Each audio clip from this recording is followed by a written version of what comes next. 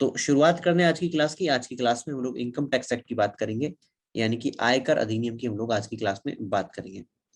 इसके साथ साथ एक बात ध्यान रखना, ये तो आयकर अधिनियम हो गया।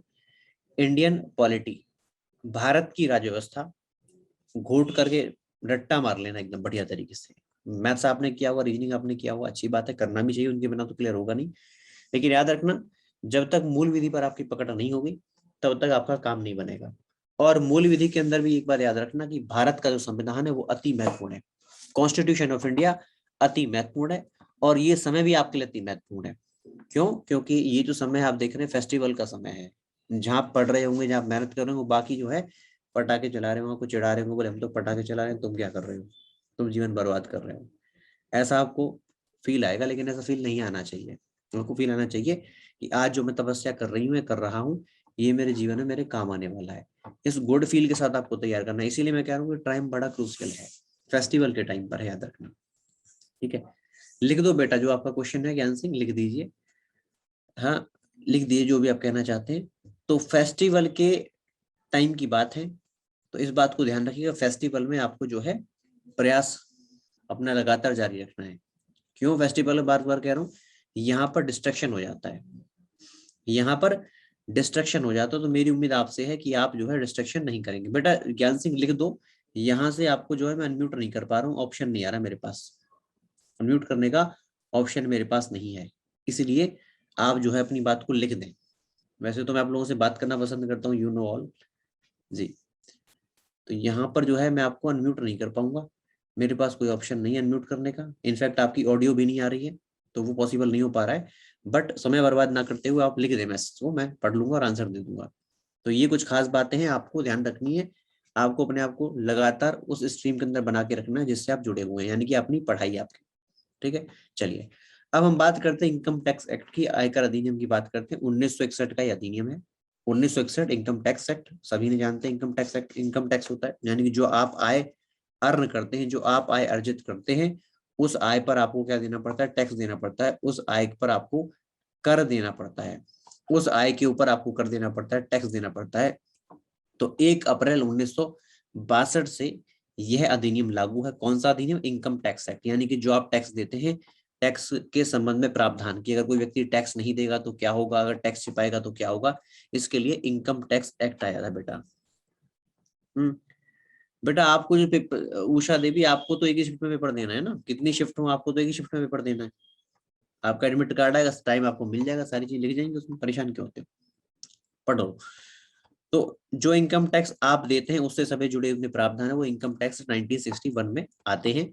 1 अप्रैल 1962 से यह अधिनियम लागू है, जिसके अंदर आप याद रखिएगा 23 अध्याय है, 23 चैप्टर्स इनके अंदर मौजूद हैं, 298 सेक्शंस यानी कि 298 धाराएं, और 14 अनुसूचियां, 14 शेड्यूल्स इस अधिनियम के अंदर हैं। 1 अप्रैल 1962 से लागू है, 23 अध्याय, 298 धाराएं और 14 अनुसूचियां इस अधिनियम के अंतर्गत आपको मिल जाती हैं।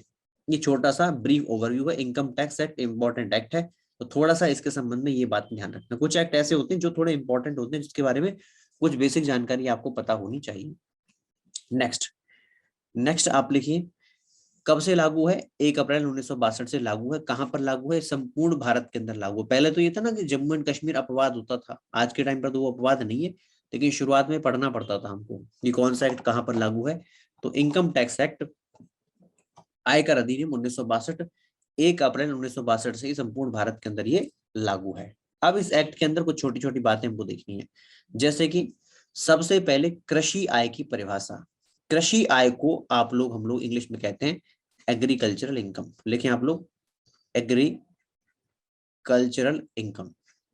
एग्रीकल्चरल इनकम, किस इनकम को, कौन सी आय को हम कृषि की आय यानी कि एग्रीकल्चरल इनकम कहेंगे? किस आय को हम, किस आय को हम कृषि आय यानी कि एग्रीकल्चरल इनकम कहेंगे? धारा 2 उपधारा ए के अंदर दिया गया है। इसके साथ साथ ये 2-3 चीजें आपको ध्यान रखनी। परिभाषाएं वैसे बहुत बढ़िया, एक्ट बहुत बड़ा है, लेकिन कुछ सेलेक्टिव पोर्शन में आपके लिए लेकर के आया हूँ। तो कृषि की आय कहां पर परिभाषित है? धारा 2 उपधारा ए के अंदर। उसी प्रकार से धारा 2 उपधारा 7 के अंदर क्या कहा गया है? निर्धारती यानी कि असेसी। असेसी को आप ज्यादा शब्दों में ना लिखें। मान लीजिए आपने कोई आय अर्जित की, व्यक्ति है कोई राम, राम ने क्या किया, राम ने कोई काम किया, काम करने के बाद उसने आय अर्जित की, उसने इनकम कमाया, अर्न समथिंग। अब जो अर्न ये कर रहा है उस पर टैक्स देगा। तो इसका जो पूरा स्टेटमेंट बनेगा उसे हम क्या कहेंगे, उसे हम कहेंगे असेसी। उसे हम क्या कहते हैं, उसे हम असेसी कहते हैं। क्या कहते हैं, उसे हम असेसी कहते हैं। किसको, जिस व्यक्ति की आय पर टैक्स लग रहा है उसे हम क्या कहेंगे, उसे हम कहेंगे असेसी। डन। दूसरा है निर्धारण वर्ष। निर्धारण वर्ष क्या होता है, समझना इस बात को। असेसमेंट ईयर, असेसमेंट ईयर, निर्धारण वर्ष। निर्धारण वर्ष का मतलब क्या है, असेसमेंट ईयर का मतलब क्या है। आज के टाइम पर जो वर्ष चल रहा है, अगर हम इसका फाइनेंशियल ईयर देखें, वित्तीय वर्ष देखें, तो क्या होगा, वित्तीय वर्ष है 2021 से लेकर के 2022। ये क्या है, ये है वित्तीय वर्ष। यानी कि आप इस साल के अंदर जो इनकम कमाएंगे वो कब जाकर के टैक्स लगेगा उस पर जो टैक्स लगेगा वो इससे अगले वर्ष लगेगा, इससे अगले वर्ष, यानी कि 2022 से लेकर के 2023 के अंदर, 2022 से लेकर के 2023 में टैक्स लगेगा। ये वो साल है जहां पर आपने इनकम अर्जित की है, जहां पर आपने पैसा कमाया है। अब कमाते ऐसा तो होगा नहीं कि आपने इस महीने कमाया तुरंत टैक्स लग जाएगा, नहीं, साल का पूरा कैलकुलेशन करने के बाद फिर टैक्स लगता है। तो जिस साल में आप इनकम अर्न कर रहे हैं उसको आप कहते हैं वित्तीय वर्ष, और उसके साथ में यानी कि जिस वित्तीय वर्ष की बात कर रहे हैं जहां पर आप अभी हैं वित्तीय वर्ष, और जब इस पूरे ईयर को पार करने के बाद आगे पहुंच जाएंगे तो उसे आप क्या कहेंगे, उसे आप कहेंगे असेसमेंट ईयर, यानी कि निर्धारण वर्ष। क्या कहेंगे उसे हम, उसे हम कहेंगे निर्धारण वर्ष। क्या कहेंगे उसे हम, निर्धारण वर्ष। इंग्लिश में कहते हैं असेसमेंट ईयर, इंग्लिश में कहा जाता है असेसमेंट ईयर, निर्धारण वर्ष। ये कब है, जब अगले साल टैक्स आपका कैलकुलेट होगा, इनकम आप आज अर्जित कर रहे हैं।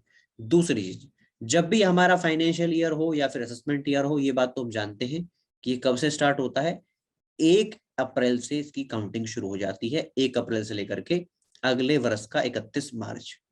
हो गया ना, पूरे 12 महीने हो गए, तो 12 महीने का एक वर्ष। तो 1 अप्रैल से लेकर के 31 मार्च का पूरा वर्ष होता है। यानी कि अगर 2021-22 की बात करूं मैं, तो 1 अप्रैल 2021 से लेकर के 31 मार्च 2022, ये है हमारा फाइनेंशियल ईयर, वित्तीय वर्ष, जिसके अंदर हम पैसा कमा रहे हैं, इनकम अर्न कर रहे हैं। अब इसके ऊपर जो टैक्स लगेगा वो अगले साल लगेगा, कब, 1 अप्रैल 2022 से लेकर के 31 मार्च 2023 के अंदर, जिसे हम कहेंगे असेसमेंट ईयर, यानी कि निर्धारण वर्ष। क्या कहेंगे हम उसे, उसे हम असेसमेंट ईयर यानी कि निर्धारण वर्ष कहते हैं। तो पहला कृषि क्या है, दूसरा निर्धारित क्या होता है, असेसी क्या होता है, और तीसरा हमने देखा निर्धारण वर्ष क्या होता है। अब चलते हैं थोड़ा सा आगे, नोट कर लिया होगा आई होप आप लोगों ने ये। अब चलते हैं इससे आगे, इससे आगे चलेंगे तो यहाँ पर आपको बच्चे धारा 2 उपधारा 11, इसको छोड़ सकते हैं आप, धारा 2 उपधारा 11 इसको आप देख लेना।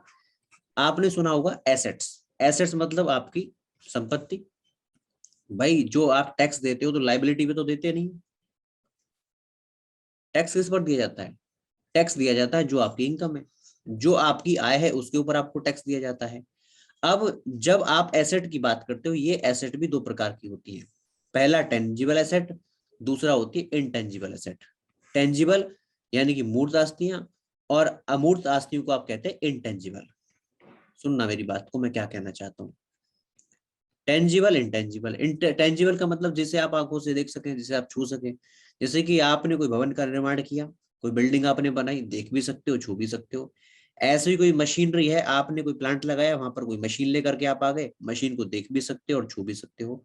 कोई और संयंत्र हो या फिर कोई और फर्नीचर इत्यादि की बात करें, इन सबको आप देख भी सकते हो, इन सबको आप देख भी सकते हो, लेकिन आप साथ में इनको छू भी सकते हो, टच भी कर सकते हो। तो क्या कहेंगे आप इनको, टेंजिबल एसेट्स, मूर्त आस्तियां। उसी प्रकार से होती हैं अमूर्त आस्तियां, इनटेंजिबल एसेट। इनटेंजिबल एसेट के अंदर क्या होता है, व्यवहारिक ज्ञान, नो हाउ, आपने कुछ सीखा, जो आपने सीखा है वो आपके दिमाग के अंदर है, उस सीखे हुए से आप पैसा कमा लेते हैं, उस सीखे हुए से आप इनकम अर्जित करते हैं। है तो आपकी एसेट, लेकिन आपकी एसेट आपके दिमाग के अंदर है, कोई ऐसा तो नहीं कि आपकी नॉलेज को पकड़ लेगा। समझ रहे मेरी बात को। जैसे मान लीजिए जिसने कंप्यूटर चलाना सीख लिया, उससे वो पैसा कमाता है, तो कंप्यूटर तो आपकी हो गई क्या, टेंजिबल एसेट, लेकिन जो उसने विद्या अर्जित की है वो क्या है, वो हो गई इंटेंजिबल यानी कि अमूर्त आस्तियां। अमूर्त आस्तियां यूं हाँ जी, तो उनको आप क्या कहेंगे, अमूर्त आस्तियां यानी कि इंटेंजिबल एसेट। ऐसे पेटेंट आप जानते हो, कॉपीराइट आप जानते हो, तो ये सब किसमें आता है, ये सब आता है इंटेंजिबल एसेट में यानी कि अमूर्त आस्तियों में।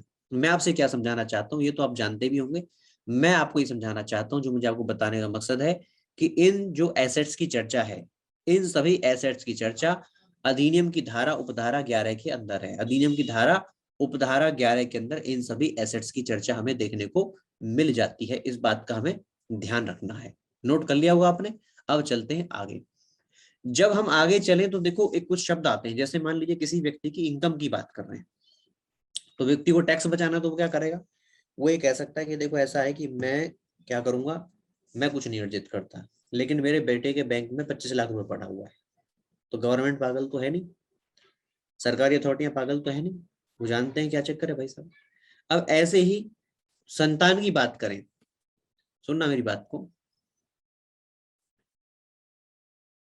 आ, देखो अगर क्लास होती तो मैं बताता, लेकिन ये थोड़ा सा अलग हो जाएगा, फिर अलग डिवीजन में चले जाएंगे मनु। फिलहाल इतना ही समझ लो, बहुत रहेगा आपके लिए, अलग डायरेक्शन में चले जाओगे। ठीक है, आइए जरा, धारा 2 की उपधारा बी के अंतर्गत ये कहा गया है, जब कोई कहे संतान, तो संतान का मतलब क्या है, संतान का मतलब अगर कोई सौतेली संतान है तो उसको भी इंक्लूड करेंगे, और अडॉप्ट की हुई है, दत्तक मतलब अडॉप्टेड, अडॉप्टेड चाइल्ड है, अडॉप्ट किया हुआ है, तो अडॉप्ट किए हुए चाइल्ड को भी इसके अंदर रखा जाएगा, संतान की कैटेगरी के अंदर रखा जाएगा। अडॉप्ट किया हुआ,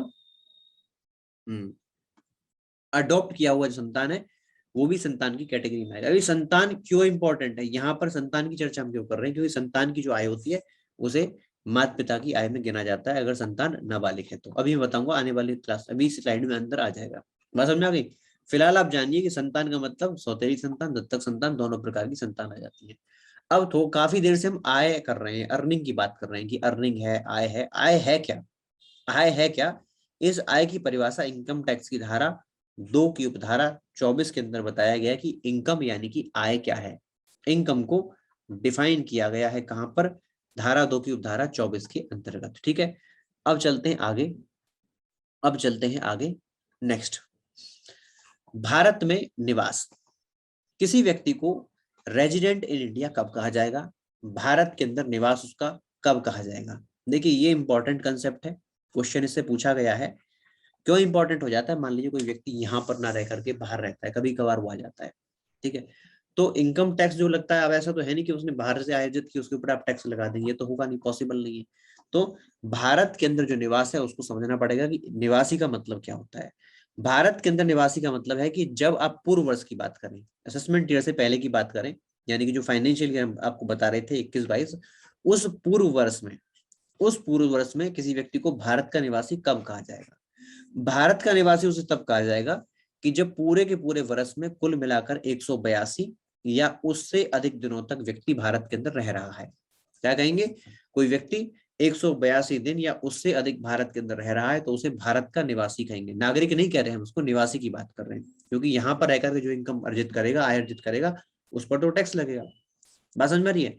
तो यहाँ पर भारत के निवासी को परिभाषित करने के लिए सबसे पहला क्या है कि जिस वर्ष में इनकम टैक्स का असेसमेंट हो रहा है उससे पहले वाला वर्ष, जैसे कि अभी मैंने आपको क्या बताया था, अभी मैंने आपको समझाया था 2021 और 2022, इस वर्ष में आप हैं, ये क्या हो गया, ये हमारा फाइनेंशियल ईयर या फिर हम उसको कह देते हैं प्रीवियस ईयर। लेकिन अगर हम असेसमेंट ईयर की बात करें, निर्धारण वर्ष की बात करें, तो 2022 और 23 जो होगा इसका असेसमेंट ईयर होगा।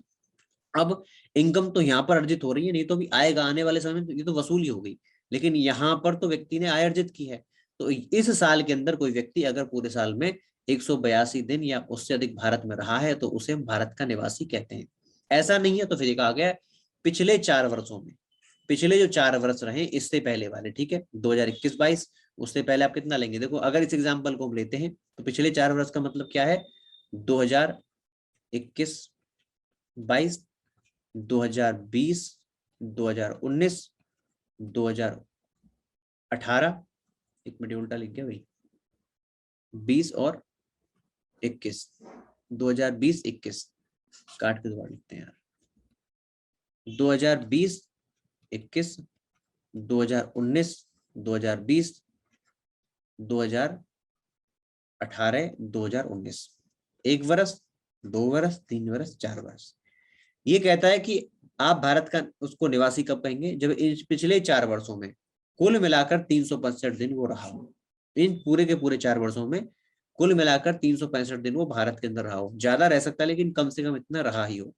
साथ में ये कहा गया है इससे पहले का जो वर्ष है, इससे पहले का वर्ष कौन सा, 2021-22, इसके अंदर कुल मिलाकर 60 दिन वो रहा हो।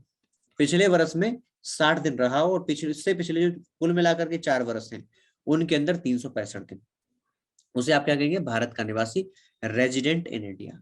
आप जान गए इस बात को, एमसीक्यू में मिला करके क्वेश्चन पूछ लिया गया था ये। तो निवासी किसको आप कहेंगे, भारत का निवासी इनकम टैक्स एक्ट के अकॉर्डिंग जो पिछले वर्ष के अंदर असेसमेंट ईयर से पहले वाला जो वर्ष है उसके अंदर 182 दिन या उससे अधिक भारत के अंदर रहा हो, या पिछले 4 वर्षों में 365 या उससे दिन रहा हो, प्लस जो लास्ट ईयर है उसके अंदर 60 दिन कम से कम भारत के अंदर रहा हो। ये हो गई हमारी धारा 6 सेक्शन 6। इसके बाद आता है सेक्शन 10 धारा 10। कोई बालक अभी पूछ रहा था मुझसे कि सर कृषि की जो आय होती है, एग्रीकल्चरल जो इनकम होती है, क्या वो टैक्सेबल है या नहीं है। तो आप एक बात को ध्यान रख लेना, ये धारा भी आपको ध्यान रखनी है। सेक्शन 10 ये कहता है, धारा 10 ये कहती है कि कृषि से अर्जित की गई आय, जो कृषि से अर्जित की गई आय है वो क्या है, कुल आय के अंतर्गत नहीं आती है। इसका मतलब क्या है, वो टैक्सेबल नहीं होती है। इसका मतलब क्या है, वह टैक्सेबल नहीं होती, कृषि आय टैक्सेबल नहीं होती है, आय के अंतर्गत आती ही नहीं है। जब इनकम नहीं मान रहे उसको तो फिर आप उस पर टैक्स लगा कैसे दोगे। डन। धारा 11 सेक्शन 11। सेक्शन 11 ये कहता है कि जब आप बात करते हो चैरिटेबल पर्पज की, पूर्त की बात करते हो,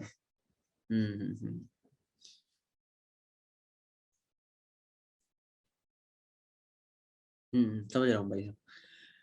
धारा 11 कहती है जब कोई चैरिटेबल पर्पज की बात करता है या धार्मिक आयोजन की बात करता है तो उससे अर्जित जो आय होती है वो भी क्या है, कुल आय के अंतर्गत नहीं आती है, वो भी क्या होती है, टैक्स फ्री होती है। बात समझ गए। तो बाबा जी की पेटी के अंदर जो दान आता है वो दान जो है क्या होता है, वो टैक्स फ्री होता है। ठीक है भाई।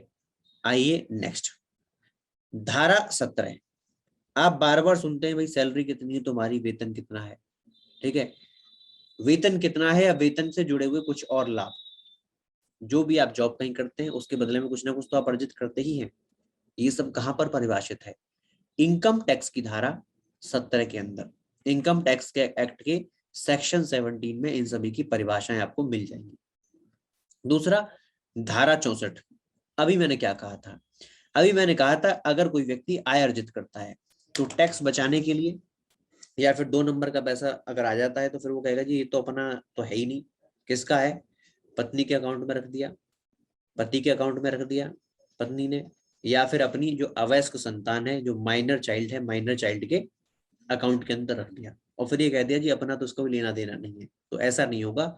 इनकम टैक्स एक्ट ये कहता है कि आपकी आय तो ठीक है, इसके साथ साथ आपका जो स्पाउस है यानी कि जो जीवन साथी है, महिला है तो उसके केस में पति, और पति है तो उसके केस में उसकी पत्नी, साथ में उसकी जो अवयस्क संतान है, इन सभी की आय जो है व्यक्ति की आय के अंदर शामिल होती है। और यहाँ पर मैंने संतान का बताया था कि दत्तक पुत्र हो, दत्तक संतान हो, अडॉप्टेड हो, या तो अडॉप्टेड है वो भी चलेगा, अडॉप्टेड नहीं है, अडॉप्टेड के साथ साथ अगर इसका सौतेला है, ठीक है, अगर स्टेप सन या स्टेप डॉटर है, सौतेला बालक है, तो वो भी क्या होता है, इसके अंदर आय की कैटेगरी के अंदर आ जाता है, जो धारा 64। ठीक है, सेक्शन 64। नेक्स्ट, नेक्स्ट फॉर्म 16, इसको जरा समझिएगा, बहुत सिलेक्टिव बातें मैंने इस पूरे एक्ट के अंदर से छांट करके आपके सामने रखी हैं। Form 16, form number 16। ये फॉर्म नंबर 16 क्या होता है, फॉर्म नंबर 16 के अंदर टीडीएस की चर्चा है, टैक्स डिडक्शन एट सोर्स की चर्चा है। अब ये टैक्स डिडक्शन एट सोर्स क्या है, टीडीएस क्या होता है। मान लीजिए कोई व्यक्ति है, कोई व्यक्ति है, आप नाम उसका रख लीजिए मिस्टर रामलाल। रामलाल नाम का कोई व्यक्ति है, यह व्यक्ति क्या करता है, यह व्यक्ति जॉब करता है, काम करता है, अपनी सेवाएं देता है। यह व्यक्ति अपनी सेवाएं देता है और सेवाएं देता है, किसी कंपनी का नाम आप ले लीजिए XYZ लिमिटेड। XYZ लिमिटेड, इस कंपनी के अंदर XYZ कंपनी के अंदर रामलाल जो है अपनी सेवाएं देता है, सर्विस देता है। अब XYZ कंपनी खुश है, बोले आप बहुत अच्छे काम करने वाले व्यक्ति हैं, आपकी वजह से हमारा बिजनेस ग्रो करता है, आप जब काम करेंगे तो हम आपको उसके बदले में क्या देंगे, आपका मेहनताना, उस मेहनताना को आप सैलरी कह लें, कुछ भी आप कह सकते हैं, यानी कि हम कहें आय। यहाँ पर ये तय किया गया कि हम आपको जो इनकम है, उस इनकम आपकी जो मंथली सैलरी होगी, ये तय कर दिया गया 70,000 रुपीज पर मंथ, प्रति माह आपको 70,000 रुपया दिया जाएगा, ये कंपनी ने तय कर दिया। अब 70,000 इसको चला जाएगा, 12 महीने के अंदर आप लगा लीजिए इसकी जो इनकम होगी वो इनकम इसकी जेब के अंदर आ जाएगी।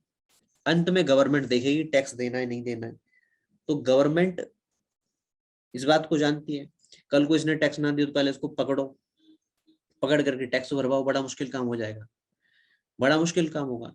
तो यहाँ पर XYZ लिमिटेड को ये कहा गया कि आप हो एम्प्लॉयर, आपके यहाँ व्यक्ति काम करता है, आप क्या कीजिए, इसको जो सैलरी दे रहे हैं उसका 10% आप डिडक्ट कर लीजिए, जो सैलरी आप इसको दे रहे हैं उसका 10% आप कर लीजिए डिडक्ट। क्या कर लीजिए, इसका 10% आप डिडक्ट कर लीजिए, इसको काट लीजिए, 10% आप क्या कर लीजिए, डिडक्ट कर लीजिए, काट लीजिए, और काट करके अपने पास रखो पहले तो। जैसे कि 70,000 का 7,000 रुपये कट गया, ये कटौती हो गई। रामलाल के हाथ में महीने के एंड में 10% काटने के बाद 63,000 रुपीज उसको अकाउंट में सैलरी पहुंच जाएगी, 63,000 रुपये चला जाएगा, उसके हाथ में मिल जाएगा। ये 7,000 रुपया XYZ लिमिटेड ने काट लिया। अब आप खुश मत हो ना कि XYZ लिमिटेड के तो मजे आ गए, ऐसा कुछ नहीं है। XYZ लिमिटेड का कोई मजा नहीं आया है। XYZ लिमिटेड जो है ये अभी भी ध्यान रखना, इनकी कोई जिम्मेदारी है, क्या इनकी रेस्पॉन्सिबिलिटी है, इनसे सरकार ये कहती है आपने पैसा रख लिया, पैसा रख करके खुश नहीं होना है आपको, आपको इस पैसे को चुपचाप हमें दे देना है। यानी कि ये पैसा XYZ लिमिटेड क्या करेगी, XYZ लिमिटेड क्या करेगी, इसको गवर्नमेंट के खाते में, यानी कि इनकम टैक्स डिपार्टमेंट, जो आप कह सकते हैं टैक्स डिपार्टमेंट, इनकम टैक्स नहीं कहेंगे इसको, हमेशा क्या करेंगे, इसको आप टैक्स डिपार्टमेंट को जमा कर देंगे। जो कर विभाग है उस टैक्स डिपार्टमेंट के पास जो है, कर विभाग के पास हर महीना ये 7,000 रुपया जमा हो जाएगा। ठीक है भाई, हर महीना 7,000 रुपया ये जमा हो जाएगा। अब 12 महीने में कितना हो जाएगा, अरे हर महीने 7,000 कट रहा है तो 12 महीने में कितना कट जाएगा, 12 महीने में 84,000 रुपए इसका कट जाएगा, सरकार के पास जमा हो जाएगा। लेकिन ये पैसा है किसका, ये कमाया तो रामलाल ने। अब सरकार क्या करती है, 12 महीने के बाद जब असेसमेंट ईयर पूरा हो, जब फाइनेंशियल ईयर पूरा हो जाएगा, तो अगला आता है असेसमेंट ईयर। असेसमेंट ईयर के अंदर ये देखा जाएगा कि इस व्यक्ति की टोटल आय कितनी है। तो 70,000 के हिसाब से इसकी टोटल आय कितनी बनेगी, 8,40,000 रुपए। कितना बनेगी टोटल इनकम इसकी साल की कितनी बनती है, इसकी जो टोटल आय है पूरे वर्ष की वो है 8,40,000 रुपया, इतना ही बनेगा। अब ये कैलकुलेट किया जाएगा कि 8,40,000 रुपए पर इसका कितना टैक्स बनता है। ठीक है, 8,40,000 पर टैक्स कैलकुलेट करेंगे। अगर इसका टैक्स कम बनता है, मान लीजिए एग्जाम्पल के तौर पर 50,000 रुपए इसका टैक्स बनता है, कैलकुलेशन के बाद आया, हालांकि इसके अंदर बहुत सारी चीज मैंने बड़ा आपको सिंपल एग्जाम्पल दे दिया। मान लीजिए इसकी टोटल इनकम में 50,000 रुपए टैक्स बनता है, समझाने के लिए आपको कह रहा हूँ, अभी आप सीए मत बनने लग जाना। 50,000 रुपए टैक्स लग गया, सरकार के पास कितना जमा है ऑलरेडी, 84,000 रुपए जमा है, तो सरकार क्या करेगी, 50,000 रुपए काट करके 34,000 रुपया इसके पास वापस कर देगी। 34,000 रुपया साल के बाद में क्या होगा, रामलाल के खाते में आ जाएगा, क्योंकि रामलाल का इसके ऊपर हक है। डन, ये पूरी की पूरी प्रक्रिया चलती है। लेकिन एम्प्लॉय को कैसे पता लगेगा, जो काम करने वाला व्यक्ति, उसको कैसे पता लगेगा कितना पैसा मेरा कट गया, कितना सरकार के पास पहुंच गया। तो उसके लिए जो उसका एम्प्लॉयर है, जहां पर वो काम कर रहा है, XYZ लिमिटेड, एक फॉर्म भरेगी जिसके अंदर आप कहते हैं इसको फॉर्म 16। फार्म नंबर 16 जो है XYZ लिमिटेड फिल करती है, भरती है। और भरने के बाद ये क्या होता है, ये एम्प्लॉय क्या करेगा, उसके पास पैन कार्ड होता है अपना, पैन कार्ड तो होता है, टैक्स की वेबसाइट, इनकम टैक्स वेबसाइट पर जाएगा, वहां जाकर देख लेगा, चेक कर लेगा कितना टीडीएस सरकार मेरा कंपनी ने सरकार के पास जमा किया है, कितना नहीं किया है। वो सारी की सारी डिटेल जो है वो जमा हो जाएंगी किस पर, इनकम टैक्स डिपार्टमेंट के पास। आप समझ गए। तो फॉर्म नंबर 16 क्या होता है, मैं आपको यही समझाना चाहता था, इतनी पूरी कहानी समझाने का मतलब यही है कि फॉर्म नंबर 16 क्या है। फॉर्म नंबर 16 एक ऐसा प्रमाण पत्र है, एक ऐसा सर्टिफिकेट है जो ये प्रमाणित करता है कि वेतन पर जो है कितना टीडीएस काटा गया है, वेतन पर कितना टीडीएस कट गया है। डन। ये है फॉर्म नंबर 16। आप याद रखना, 2-4 फॉर्म तो आप याद रखना, जैसे फॉर्म नंबर 16 जरूर याद रखना आप इसको। अब चलें आगे, बढ़े आगे। समझ में आ गया? हाँ ना कर दिया करो, फटाफट लिख दिया करो, बता दिया करो, ऐसे नहीं कि चुपचाप बैठे हुए साहब, लिख दिया करो। 2-4 बालक कमेंट करते हैं, जैसे एक बालक पूछा पीएफ क्या है, बेटा पीएफ अलग चीज आती है, ठीक है। अभी हम टैक्स की बात कर रहे हैं सर, और टैक्स में भी लीगल प्रोविजन की बात कर रहे हैं, टैक्स कैलकुलेशन की हम बात ही नहीं कर रहे हैं। लीगल जो प्रावधान है, कानूनी जो प्रावधान है, उनकी हम चर्चा कर रहे हैं। जी आ गया? उषा देवी जी आपको समझ में आ गया? दीक्षा माथुर जी वेरी गुड। पारुल वर्मा, मनु, लटूर सिंह जी, बाकी बालक को समझ में नहीं आया क्या? चलो आ गया होगा, उम्मीद है सी। हेमंत गंगवार, बढ़िया, समझ में आ गया, गुड, वेरी गुड, बहुत अच्छे भैया। हेमंत गंगवार समझ में आ गया आपको, बहुत अच्छी बात है। अब चलते हैं आगे। कुछ एक बालक तो ये सोचते हैं कहीं ऐसा ना हो हम कह दें कि आगे समझ में मास्टर जी पलट के पूछ रहे हैं, बेटा क्या समझ में आया बताओ जरा। होता है ना कई बार ऐसा, जैसे कि स्कूल के अंदर कोई बच्चा बैठा हो और उससे पूछ लिया जाए, बोले समझ में आ गया, बोले जी आ गया गुरुजी, तो गुरुजी बोले पूछ लो इससे क्या आ गया इसको, तो वहां जो है ना सिट्टी पिट्टी गुल हो जाती है। इसलिए अगली बार बच्चा क्या करे, बोले जब गुरुजी कहेंगे ना समझ में आ गया तो मैं गर्दन नीचे कर दूंगा ऐसे करके, है ना, इधर उधर देख लग जाऊंगा, तो गुरुजी की नजर होती है, वो पहचान लेते हैं बेटा ये क्या कर रहा है, सब दिखता है उनको, है ना, बिग बॉस है गुरुजी। तो आइए यहाँ पर, आइए यहाँ पर क्या है, सेक्शन 80E। यहाँ पर क्या कहता है, सेक्शन 80E कहता है कि अगर कोई व्यक्ति हायर एजुकेशन के लिए लोन लेता है तो जो लोन ली गई राशि है उसकी जो रिपेमेंट जाएगी उस पर क्या होता है, टैक्स मामलों में जो ब्याज आप देंगे उसके अंदर कटौती आपको मिल जाती है, यानी कि छूट मिल जाती है, इतना सा आप ध्यान रखिएगा। समझ में आ गई बात? छोटी सी बात है। आइए नेक्स्ट, नेक्स्ट क्लिकिए। सेक्शन 80U, कोई अगर निशक्त व्यक्ति है, निशक्त का मतलब डिसेबल पर्सन है, कोई अगर डिसेबल पर्सन है, जी जी बिल्कुल, आप ये कह सकते हैं कि इंपॉर्टेंट नहीं है, यू कैन से इट, क्योंकि इतनी सारी धाराएं तो आप भी नहीं कर पाओगे, आपको पता है एग्जाम के टाइम पे तोते उड़ जाएंगे। अब आप देखना, जो लोग साल भर से पढ़ रहे हैं, साल 1.5 साल तैयारी कर रहे हैं, तो वहां पर कितना आता होगा, that is the main important thing. करने को तो आप सब कुछ कर सकते हो, लेकिन आप देखो बॉसों के पास 10-11 दिन होंगे, 12 तारीख को पेपर हो जाएगा बॉसों का, तो मैटर ये करता है कि आप जो है कितना याद रख पाते हैं। इसलिए ज्यादा सेक्शंस की तरफ तो आप भागना भी मत, कंटेंट को आप देख लेना, कंटेंट इंपॉर्टेंट है, ठीक है। चलिए आगे बढ़ते हैं। और एक बात मैंने कही थी कि इंडियन पॉलिटी, भारत की राज्य व्यवस्था, सर ने पढ़ाई होगी, ढंग से रट्टा पेल लेना उसका, क्वेश्चन आएंगे, बार बार क्वेश्चन आएंगे, बता दिया। आधे क्वेश्चन तो बेसिक लॉ से आने, उससे आने जो हम एक्ट वगैरह पढ़ रहे हैं, आधे क्वेश्चन संविधान से आएंगे, तो अगर आपने वो नहीं किया तो आप खतरे में हैं, समझ लो। और मैं नहीं चाहता कि आप खतरों का खिलाड़ी बन जाओ, ठीक है। बिना जाने खतरों का खिलाड़ी बनना पागल होता है, पागलपन हो जाता है, तो ये सब आप काम नहीं करोगे। तो समय है आपके पास, कर लो, घबराने वाली बात नहीं, अगर नहीं हुआ तो प्रयास करो, क्या दिक्कत है। एग्जाम टाइम पर जाने के बाद आपके जो है ना हाथ पैर नहीं भूलने चाहिए, बोले जी हम तो घबरा गए क्या करना है हमको, ये सारी बातें जो है ना आपके मन में अंदर नहीं आनी चाहिए, कि क्या करना है क्या सोचना है, ये सारी बातें आपके मन में इस समय पर कतई नहीं आनी चाहिए। बात समझ गए? तो अब आइए सेक्शन 80U, यहां पर चर्चा है कि अगर कोई व्यक्ति निशक्त है, डिसेबल है, ठीक है, इंजरी उसके मन में हुई है, बढ़िया बात है मनु जी, बढ़िया बात है। कोई अगर व्यक्ति डिसेबल है, निशक्त व्यक्ति, निशक्त व्यक्ति का मतलब है कोई परेशानी उसको है, तो जब भी उसकी आय की कुल आय की गणना की जाएगी तो कुल आय की संगणना में उसको क्या दिएगा, 50,000 रुपए की छूट दी जाएगी। इसका मतलब क्या, इसका मतलब इधर समझो, एग्जाम्पल हम रामलाल को ही पकड़ेंगे, रामलाल ही हमारा फेवरेट है, ठीक है जी, रामलाल ही हमारा फेवरेट है, ये मान लीजिए अब ये डिसेबल हो गया, हर जगह काम आता है हमारे, ठीक है। पहले इसका टीडीएस कट रहा था, अब हम मान लेते हैं ये हो गया डिसेबल, ये बन गया निशक्त व्यक्ति। साल के अंदर इसने कितना कमाया, कितना कमा रहा था, 8,40,000 रुपए कमा रहा था, है ना, 8,40,000 रुपए कमा रहा था। अब हम क्या करेंगे, इसकी टोटल इनकम इतनी मानेंगे, लेकिन अगर ये निशक्त है तो सीधी सी बात है, यहाँ से 50,000 तो वैसे ही काट दो, घटा दो इसमें से, यहाँ पर 7 लाख कितना आ जाएगा, 90,000 रुपए जो है ये बन जाएगा इसकी इनकम। 50,000 को भूल जाओ, इतनी छूट तो हमने पहले से पहले दे दी।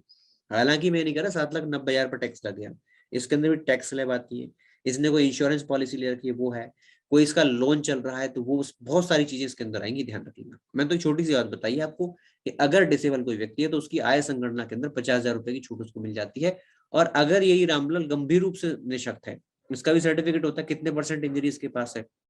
अगर यही गंभीर रूप से निशक्त है, गंभीर है, सीरियस केस है निशक्तता का, सीरियस केस ये है, यानी कि ये डिसेबल तो है, बहुत ज्यादा डिसेबल है, तो जो 8,40,000 रुपए कमा रहा है उसके अंदर से क्या करेंगे, अब घट जाएगा 75,000 रुपए। ठीक है, तो कितना बच जाएगा भैया, 7,65,000 रुपए, तो नहीं बचेगा ना भाई साहब। हाँ, तो ये उसकी टैक्सेबल इनकम आ जाएगी, हालांकि इसमें से बहुत सारी कटौतियां होनी है। डन, तो ये सेक्शन 80U। ठीक है, सेक्शन 80U।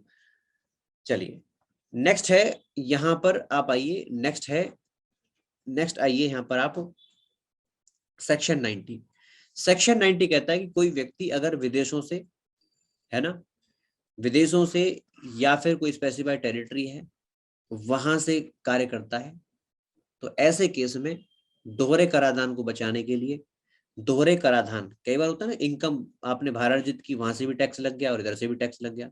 दूसरा, कोई व्यक्ति अगर टैक्स इवेड करना चाहता है, टैक्स का इवेजन करना चाहता है, टैक्स बचाना चाहता है, तो ऐसे केस में सरकार को, केंद्र सरकार को अधिकार है कि वो विदेशों से, दूसरे देशों की सरकारों से, जहां की स्पेसिफाइड टेरिटरी की बात कर रहे हैं, तो वहां से टेरिटरी जो है बेटा, वहां से जो है वो टेरिटरी की बात कर रहे हैं, तो वहां से उनको अग्रीमेंट करने का अधिकार है बेटा।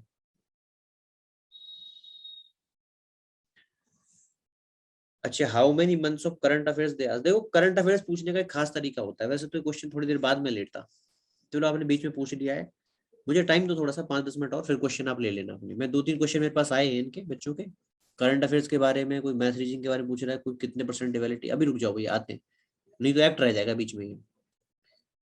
तो पहले इसको पढ़ लेते हैं। ये कहता है कि अगर कोई दूसरी टेरिटरी है, वहां पर व्यक्ति काम कर रहा है, तो उससे टैक्स बचाने के लिए, टैक्स अपवंजन को रोकने के लिए, टैक्स एवेजन को रोकने के लिए, डबल टैक्सेशन ना हो उसके लिए केंद्र सरकार क्या कर सकती है, उनके साथ एग्रीमेंट कर सकती है। ये है हमारा सेक्शन 90। उसके बाद सेक्शन 117 कि केंद्र सरकार क्या कर सकती है, इनकम टैक्स अथॉरिटी अपॉइंट कर सकती है। ठीक है, और साथ में क्या कहा गया, सभी आयकर जो प्राधिकारी होंगे वो इस अथॉरिटी के, इस बोर्ड के आदेश का पालन करेंगे। ठीक है, ये सब छोटी छोटी बातें पढ़ लीजिएगा, आपको स्लाइड मिल जाएगी, देख लीजिएगा, समझ में आ जाएगी आपको, देखते हैं। ठीक है, पैन कार्ड, ठीक है, परमानेंट अकाउंट नंबर, आपको पता ही होगा ना, आपके पास पैन कार्ड होता है। ये पैन कार्ड को लीगल प्रोविजन कहां से मिलता है, कहां से इसको लीगल बैकिंग मिलती है, इनकम टैक्स एक्ट के सेक्शन 139A से, धारा 139A से स्थायी लेखा संख्या परमानेंट अकाउंट नंबर को बैकअप मिल जाता है। ये बात आप ध्यान रखिएगा। ठीक है, इसके बाद जब इनकम टैक्स फाइल होने की बात होती है, व्यक्ति के आय अर्जित करने की बात होती है, अब आय अर्जित करता है तो उससे जरूरी रिसीट भी होते हैं, विवरण भी होते हैं, डॉक्यूमेंट भी होते हैं।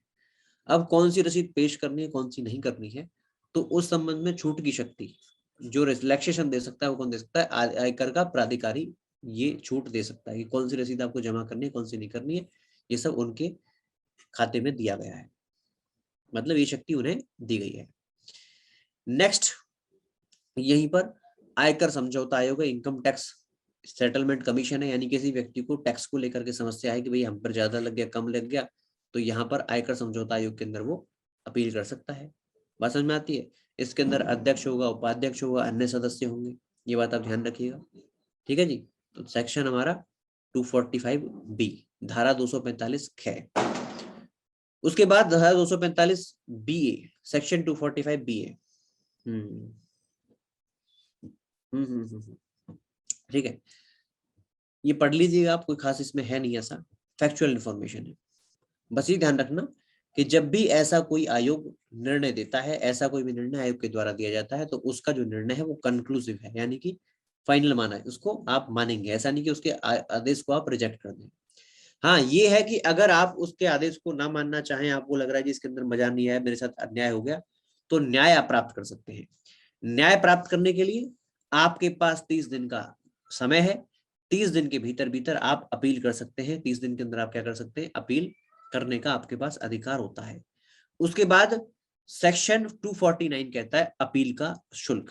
अपील के लिए शुल्क क्या होगा, कितना पैसा जो है अपील में लग जाएगा।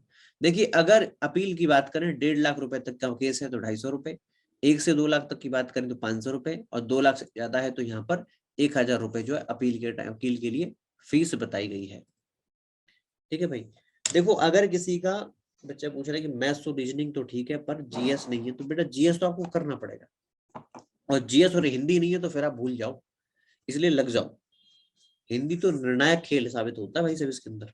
यूपी के अंदर कोई भी एग्जाम आप दोगे तो निर्णायक रहता है। आप में से बहुत से बच्चों ने पैट दिया होगा, बहुतों का आपको पता है अच्छा स्कोर भी किया होगा, बहुत से लोग लटक भी गए होंगे उसके अंदर, लेकिन आप जानते हैं कि हिंदी जो है वो निर्णायक खेल जो है, एक निर्णय लेने वाला काम था। ठीक है। अच्छा चलो मुझे अपने अपने स्कोर बताओ जिन लोगों के पैट दिया है।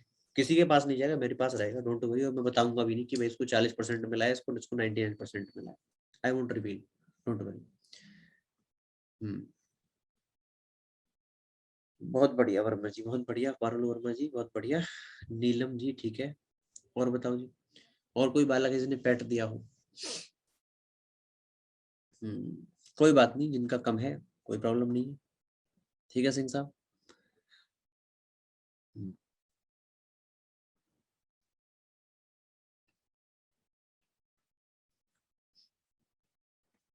एक तो सब अंधेरा करके बैठे हैं भाई साहब, घनघोर तरीके से। मैं कोशिश कर रहा हूँ ढूंढने की, लोगों को ढूंढ लोगों के बाद मिल जाए, मिलता कोई नहीं है।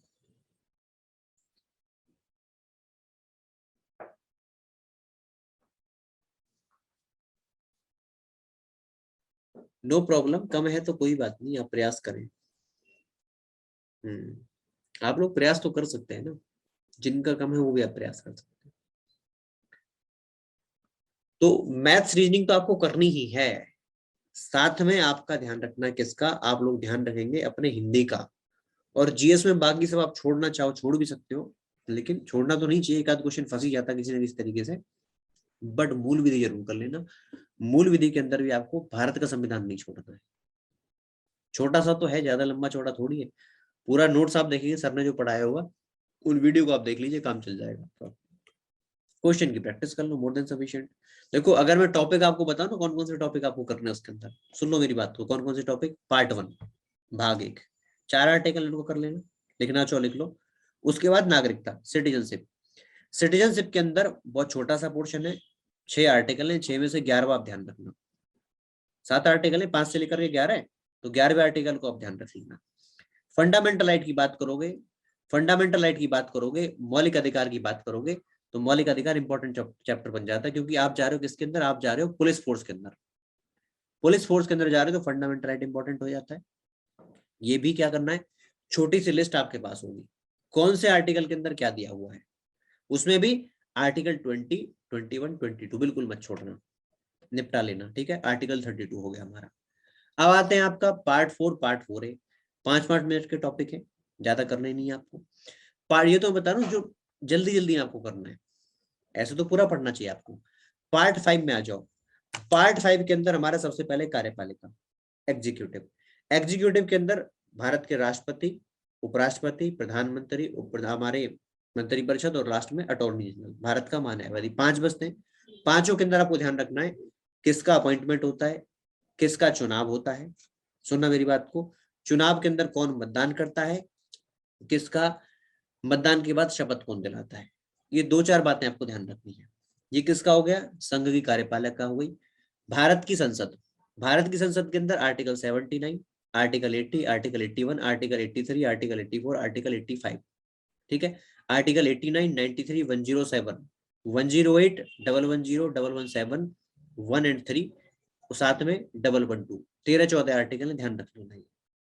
ये मैंने आपको बता दी, कंटेंट आपके पास अवेलेबल होगा, देख लीजिएगा। पार्लियामेंट खत्म हो जाती है। आते हैं लास्ट में हमारा क्या होता है next, article 123, ordinance making power राष्ट्रपति की। 2-4 बातें उसके संदर्भ में, या 3-4 पॉइंट के अंदर वो पूरा का पूरा टॉपिक खत्म हो जाता है।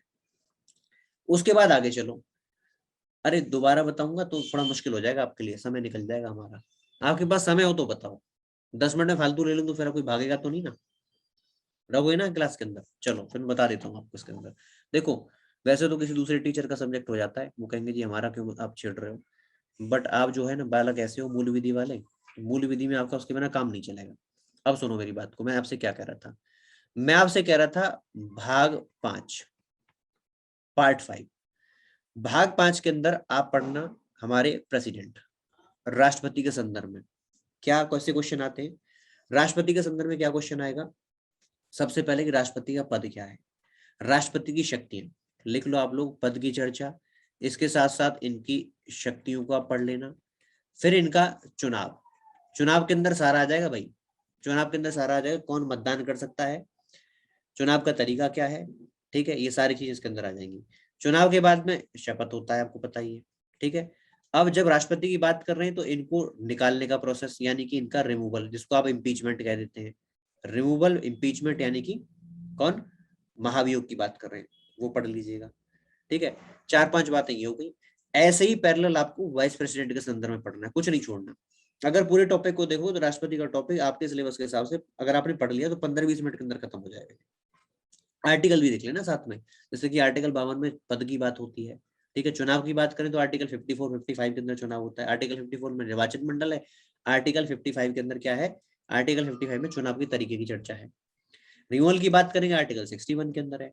ऐसे इनकी शक्तियों की बात होती है, पार्डनिंग पावर, क्षमादान संबंधी शक्तियां, आर्टिकल 72, आर्टिकल 111 जहां पर वीटो शक्तियों की चर्चा है। तो ये कुछ 4-5 पॉइंट आपके ऐसे हैं जो राष्ट्रपति के संबंध में आपको ध्यान रखने, ऐसे समराइज करके चलना है। उसी के पैरेलल आपका हो जाता है भारत का उपराष्ट्रपति। फिर आते हैं प्राइम मिनिस्टर और काउंसिल ऑफ मिनिस्टर, इसके संबंध में 2 आर्टिकल इंपॉर्टेंट है, आर्टिकल 74, आर्टिकल 75 और ज्यादा से ज्यादा आर्टिकल 78 में ध्यान रख लेना कि आर्टिकल 78 में ड्यूटी दी गई है प्रधानमंत्री की। 3 आर्टिकल खत्म मामला। ऐसे ही आप बात करते हैं attorney general of India, article 76 काम खत्म। आर्टिकल 76 में पूरे प्रावधान है कि कौन होता है, किस तरह से अपॉइंटमेंट होती है, क्या इसका कार्यकाल होता है, क्या ये करने के लिए आता है, ये सारी बातें आर्टिकल 76 में आती है। एग्जीक्यूटिव कार्यपालिका खत्म हो जाती है। उसके बाद आप बात करते हैं भारत की संसद की, पार्लियामेंट की। मैं सिर्फ आर्टिकल में बताऊंगा, आप कंटेक्स्ट वहां देख लीजिए, कंटेंट आप देख लीजिएगा। पार्लियामेंट की बात करोगे article 79, article 80, article 81, article 82, 83, 84, 85, 89, 93, 107, 108, article 110, article 117, एक सेकंड ज्यादा लिख गया भाई, आर्टिकल 117, 1 एंड 3, इतना हो गया ना। आर्टिकल 112 और लिख लो, आर्टिकल 112, ये मोस्ट इंपॉर्टेंट आर्टिकल है। इनका कंटेंट भी ऑब्वियसली आपको सिर्फ आर्टिकल नहीं, कंटेंट भी ध्यान रखना है, इसके अंदर क्या दिया गया है। डन। उसके बाद आर्टिकल 123 राष्ट्रपति से जुड़ा हुआ है ऑर्डिनेंस, आर्टिकल 123 ऑर्डिनेंस राष्ट्रपति से जुड़ा हुआ आर्टिकल, कर लेना, छोड़ना मत, बिल्कुल मत छोड़ देना इसको। डन। तो लेजिस्लेचर हो गया, एग्जीक्यूटिव हो गया। इसके बाद तीसरा आप लिखें हमारा क्या, सुप्रीम कोर्ट। सुप्रीम कोर्ट के संदर्भ में कुछ आर्टिकल, आर्टिकल 124 मेन आर्टिकल है, सबसे इंपॉर्टेंट आर्टिकल है। आर्टिकल 124 मेन आर्टिकल है, इसके आसपास ही घूमता सारा सिलेबस यहाँ पर, लेकिन और भी आर्टिकल है। जैसे कि यहाँ पर आप देखें आर्टिकल 131 भी है, आर्टिकल 132 भी है, article 133, article 134, article 136, then article 143 और इसके साथ साथ आर्टिकल 129, आर्टिकल 129, ये आपको ध्यान रखना है, इतने कर लेने हैं। सुप्रीम कोर्ट खत्म हो जाता है। कैग की बात करोगे तो मेन आर्टिकल इसका आर्टिकल 148 है, पार्ट 5 आपका खत्म हो जाता है, इसको छोड़ना मत भैया, पार्ट 5 बिल्कुल मत छोड़ना। ऐसे ही इसके पैरेलल आपका जाता है पार्ट 6 आता है। पार्ट 6 के अंदर क्या बात करेंगे, वहां पर जैसे यहाँ पर राष्ट्रपति है, गवर्नर का टॉपिक बहुत छोटा सा टॉपिक है। सबसे पहले वहां पर गवर्नर होते हैं, राज्यपाल होते हैं, नोट कर लेना कॉपी पेन में, हर चीज मैं लिख नहीं पाऊंगा ना यहाँ पर, इधर रह जाएगा अपने पास, यहाँ पर थोड़ी सी जगह होगी यार। फिर देखो भाग 6 की बात करोगे तो यहाँ पर हमारे राज्यपाल साहब आ जाते हैं। सबसे पहले गवर्नर, 5-6 आर्टिकल है, कौन होता है गवर्नर, क्या इसकी शक्तियां हैं, पहला कौन, क्या शक्तियां हैं, अपॉइंटमेंट कौन करता है, इसकी नियुक्ति क्या है, कार्यकाल क्या है, ठीक है। ये हो गया किसका, साथ में शपथ वगैरह छोटा सा देख लेना, राज्यपाल खत्म हो जाता है। ऐसे ही फिर यहाँ पर आता है कौन, यहाँ पर आती है हमारी क्या, राज्य का विधानमंडल। सुनना मेरी बात को, राज्य का विधानमंडल, स्टेट लेजिस्लेचर, अब सुनना मेरी बात को, जो आपको समझा रहा हूँ आपको क्लियर हो जाएगा। जैसे आप यहाँ विधानमंडल पढ़ रहे हो ना, यहाँ पर आपने पार्लियामेंट पढ़ा, तो पार्लियामेंट के अंदर जब आप देखते हैं तो आर्टिकल 79 क्या कहता है? आर्टिकल 79 कहता है कि भारत के अंदर एक संसद होगी। ऐसे ही कोई ना कोई आर्टिकल यहाँ पर होगा। संविधान को आप उठा के देख लेना। अरे कहाँ चला गया? संविधान को आप उठा करके देख लीजिएगा, वहां पर आपको जो है इसके पैरेलल आर्टिकल मिल जाएंगे। आर्टिकल 168, उसके बाद आर्टिकल 169, आर्टिकल 170, आर्टिकल 171। ठीक है, ये सभी आर्टिकल, क्योंकि यहाँ पर हर किसी ना किसी के अंदर क्या क्या दिया गया, कुछ ना कुछ दिया गया। जैसे कि मैं आपको बताऊं, जैसे कि आर्टिकल 83 है, आर्टिकल 83 के अंदर क्या दिया, अवधि दी गई है कि लोकसभा की अवधि क्या है, राज्यसभा की अवधि क्या है। इसी के पहले राज्य की विधानसभा विधान परिषद होती है, उनकी अवधियां होती है, कर लेना। आर्टिकल 84 के अंदर क्या है, क्वालिफिकेशन की चर्चा है। तो इसके पैरेलल आर्टिकल 173 जो है राज्य के विधानमंडल के अंदर, आर्टिकल 173 के अंदर वहां पर क्वालिफिकेशंस की चर्चा है, उसको कर लीजिएगा। आर्टिकल 85 के अंदर क्या है, सेशंस की, संसद के जो सत्र होते हैं उनकी चर्चा है। ऐसे आर्टिकल 174 वहां पर जाओगे तो वहां पर सेशंस ऑफ स्टेट लेजिस्लेचर है।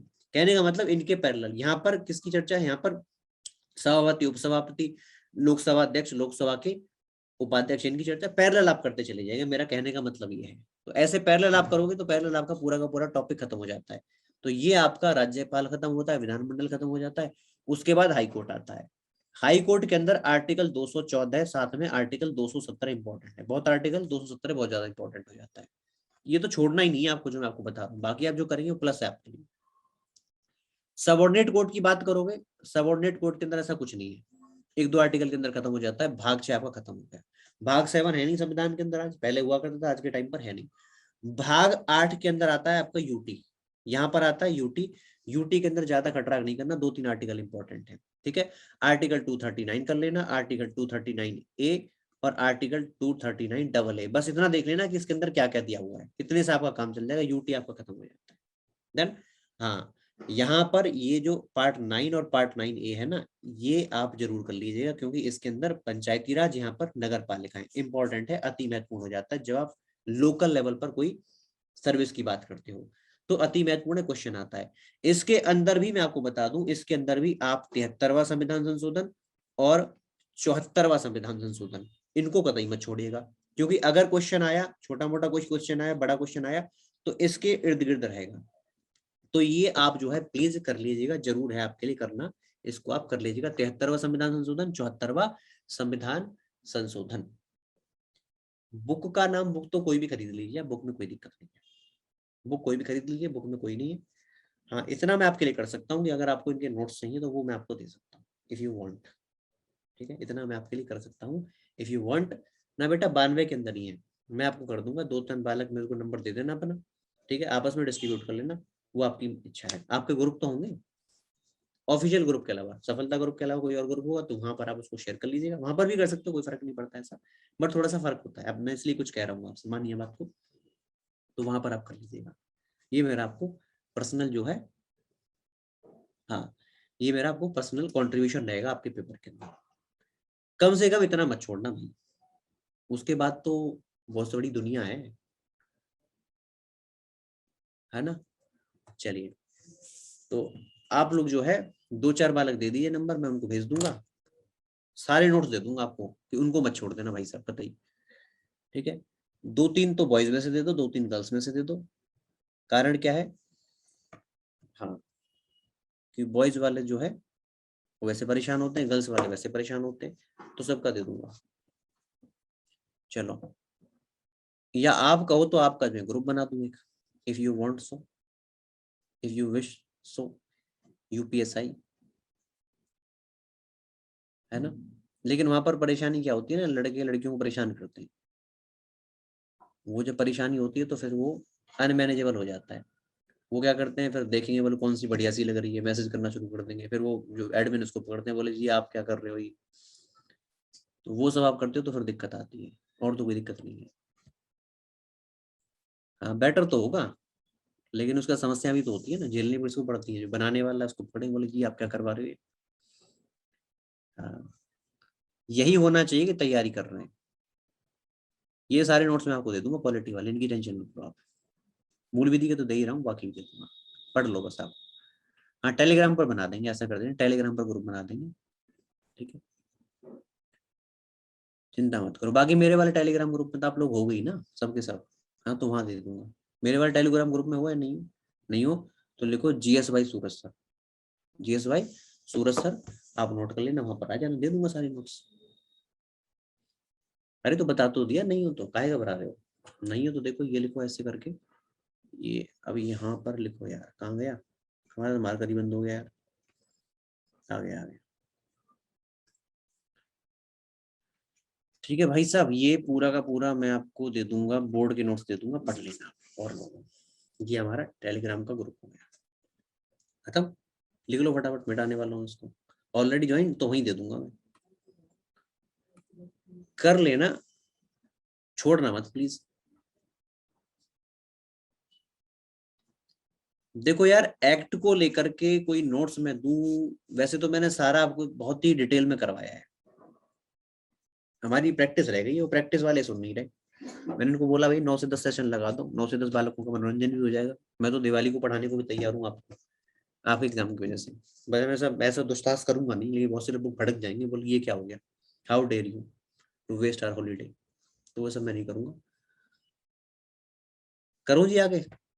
हाँ तो ये मैंने थोड़ा सा आपको तरीका बताया कैसे आपको इसको पूरा करना है।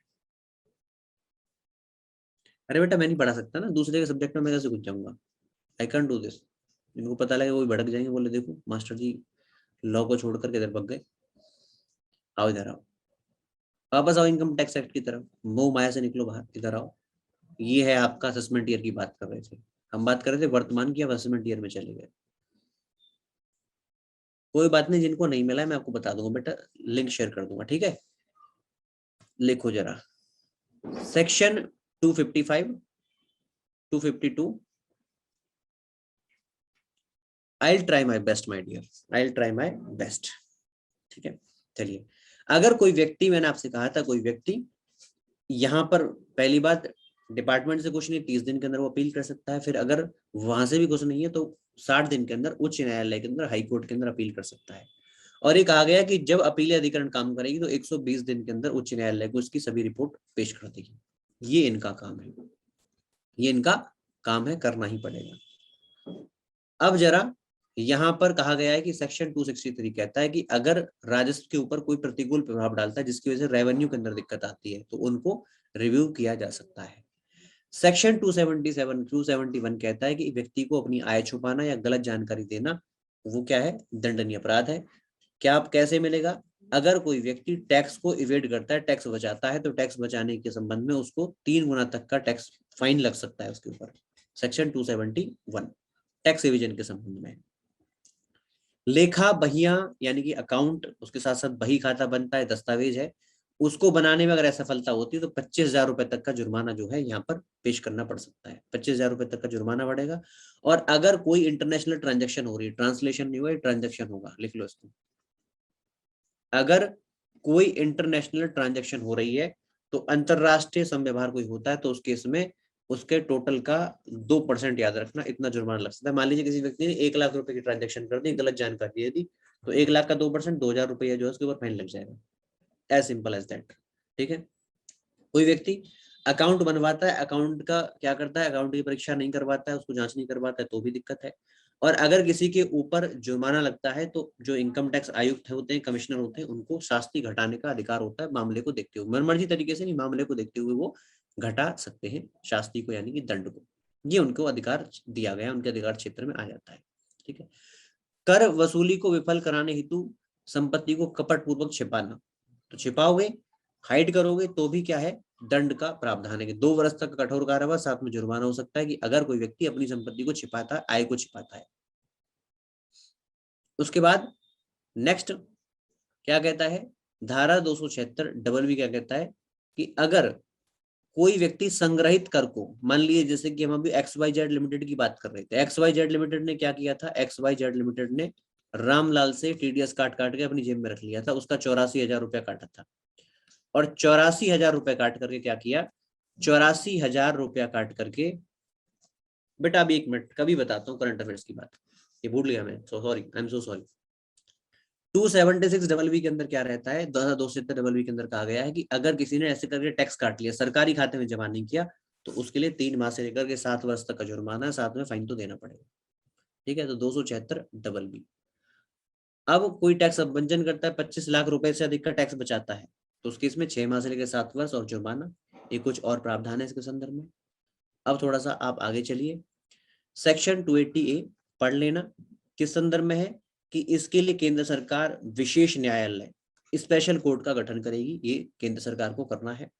इसके अंदर फर्स्ट क्लास का जुडिशियल मजिस्ट्रेट होगा। ठीक है भैया।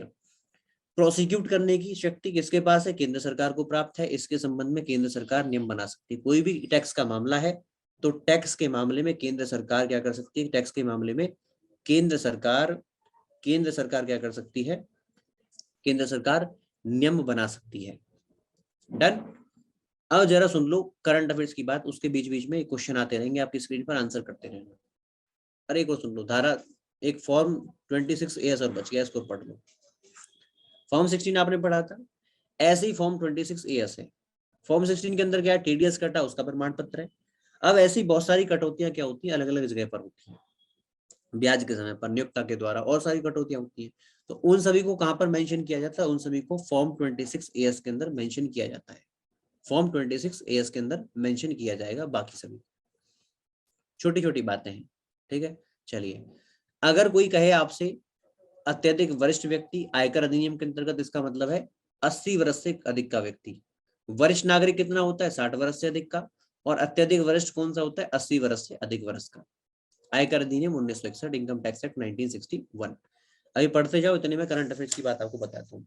देखो करंट अफेयर्स जब आप तैयार करते हैं तो करंट अफेयर्स का एक तरीका होता है कि पिछले जो 1 वर्ष के आपके जो भी घटनाएं रही हैं उससे जुड़े हुए क्वेश्चन पूछे जाते हैं। पिछले 1 वर्ष, ये क्या है जो मैंने आपको 1 वर्ष की बात कही गई है, इस 1 वर्ष का मतलब ये है कि संभावित बात हो रही है। कौन सी? संभावित बात हो रही है भैया, फिक्स नहीं है। अब 1.5 वर्ष पहले का पूछ लिया तो आप मना नहीं करो, बोले मैं तो नहीं बता रहा, ऐसा नहीं करोगे। लेकिन संभावना ये होती है कि जो पिछला 1 वर्ष गया है, 1 वर्ष के अंदर जुड़े हुए क्वेश्चन आपको देखने को मिल जाते हैं। ठीक है भाई, तो यहाँ पर क्वेश्चन का आंसर भी मैं देता जा रहा हूँ, आप लोग भी तैयारी ट्राई करते रहिए। तो इस प्रकार से पिछले 1 वर्ष को आप मान लीजिए करंट अफेयर्स है। अब तैयार करने का क्या तरीका? आप टॉपिक वाइज देख लीजिए, आपको मिल जाएगा पूरा का पूरा। वैसे तो बहुत मुश्किल हो जाएगा इस टाइम पर, बट फिर भी आप तैयार कीजिएगा। करंट अफेयर्स करना है, पहले मैथ्स पर कमांड बनाइए, रीजनिंग पर कमांड आपकी होगी, है ना, और साथ में हिंदी प्रैक्टिस कीजिए इनकी, और साथ में मूल विधि। करंट अफेयर्स को अगर आप देखना चाहते हो तो टॉपिक वाइज आप देख लीजिए, टॉपिक वाइज उठाइए, एक एक सेक्शन को पढ़िए और वहां से करना शुरू कर दीजिए। ठीक है, नेक्स्ट सेक्शन हमारा क्या है? क्वेश्चन नंबर 2 क्या कहता है? क्वेश्चन नंबर 2 कहता है कृषि आय को कहां पर परिभाषित किया गया है? तो कहां पर परिभाषित किया गया इसको भैया? इसको कहां पर परिभाषित किया गया है? इसको परिभाषित किया गया है सेक्शन 2, यानी कि ऑप्शन ए। ठीक है, आइए आगे। नेक्स्ट क्वेश्चन नंबर 3, कौन सी आय जो है टैक्स नहीं लगता? कृषि से आय जुड़ी हुई आय पर टैक्स नहीं लगता भाई। आइए, नेक्स्ट है क्वेश्चन नंबर 4। क्वेश्चन नंबर 4 क्या कहता है?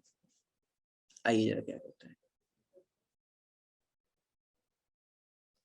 क्या कहता है? भारत में निवासी उसे कब कहा जाता है? तो कौन सा स्टेटमेंट इसमें सही है?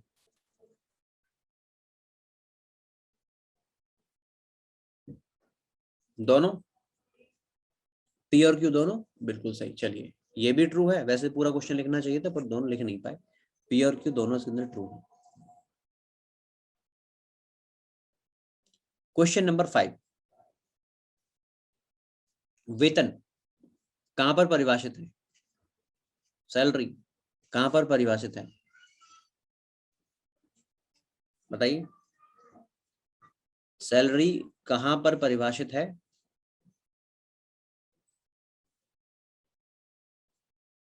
Option C. ठीक है भाई, धारा 17 के अंदर परिभाषित है। नेक्स्ट क्वेश्चन नंबर 6, वेतन के अंदर क्या क्या आएगा? मजदूरी भी आएगी, वार्षिकी पेंशन भी आएगी, कोई फीस कमीशन है वो भी आएगा, कुल मिलाकर ऑल ऑफ द अबव उपरोक्त सभी।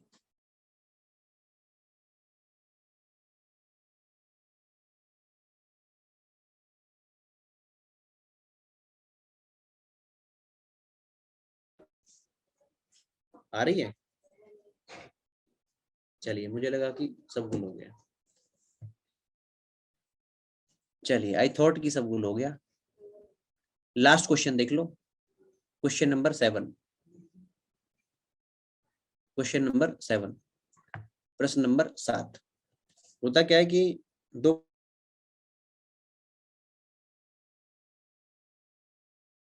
आइए क्वेश्चन नंबर 7, ये पत्नी क्या है नहीं होता, पत्नी क्या है लिखना है इसको भाई साहब। ये क्या है,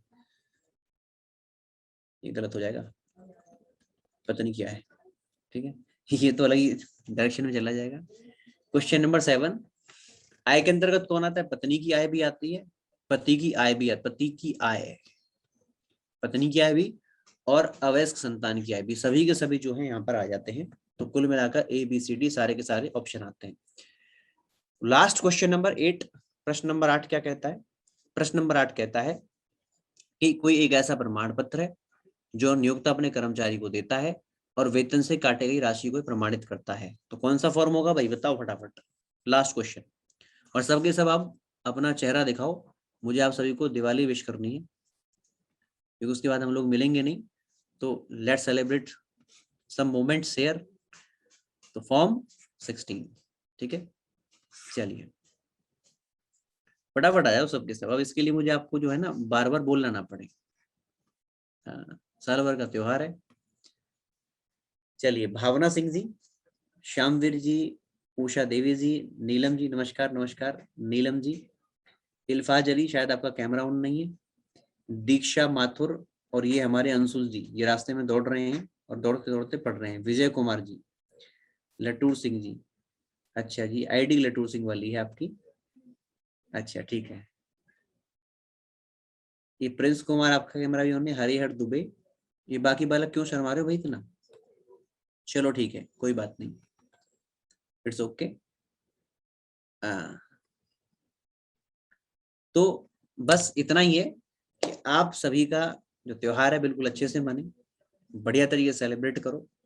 अब देखो, मेहनत का तो समय है ही कि सेलिब्रेशन भी करना है, पढ़ाई भी करनी है, बहुत सारी चीजें आपके मन के अंदर होंगी, बट जो है कोई बात नहीं, अब ये समय है, आप इसको निकालिए और बढ़िया तरीके से एंजॉयमेंट कीजिए।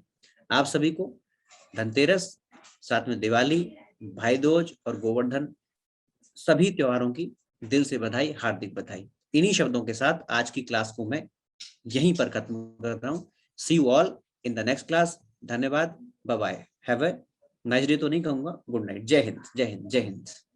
चलिए।